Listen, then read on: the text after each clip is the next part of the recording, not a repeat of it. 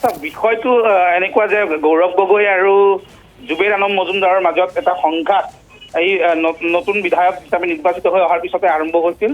নতুন বিধায়ক হিচাপে নিৰ্বাচিত হৈ অহাৰ পিছত যিখন প্ৰথমখন অধিৱেশন বহিছিল বিধানসভাৰ, তাৰ প্ৰথম দিনটোতে আচলতে এখন বৈঠকৰ আয়োজন কৰিছিল, য'ত পলমকৈ উপস্থিত হৈছিল জুবেৰ আনন্দ মজুমদাৰ।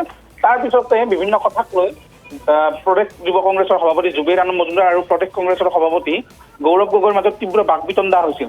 সেই বাকবিতণ্ডাৰ পৰিণতিতে বিভিন্ন সময়ত দেখা গৈছিল যে যুৱ কংগ্ৰেছৰ সভাপতিগৰাকীক পৰৱৰ্তী সময়ত বিভিন্ন ধৰণৰ দলীয় দায়িত্ব কাম কাজৰ পৰা আঁতৰাই ৰখাৰ এটা চেষ্টা চলোৱা হৈছিল।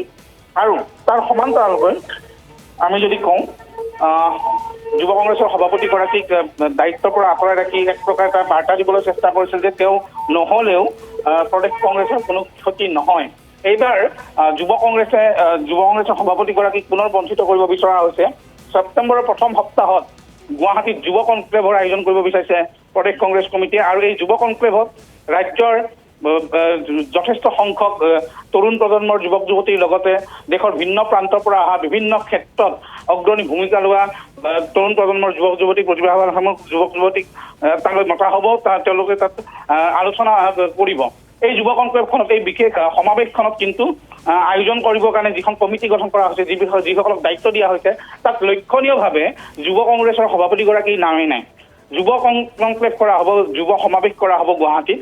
আৰু এই যুৱ সমাৱেশ আয়োজন কৰিবলৈ লোৱা প্ৰদেশ কংগ্ৰেছে যিখন সমিতি গঠন কৰিছে বা যিসকলক দায়িত্ব দিছে, সেই দায়িত্বশালী নেতৃবৰ্গৰ মাজত যুৱ কংগ্ৰেছৰ সভাপতি জুবেৰ আনন্দ মজুমদাৰৰ নাম নাই। আলগাপুৰ কাটলিচাৰা বিধায়কগৰাকীক বঞ্চিত কৰি এই কমিটিত স্থান দিয়া হৈছে নাওবৈচা সমষ্টিৰ বিধায়ক ডাক্তৰ জয়প্ৰসাদ দাসক।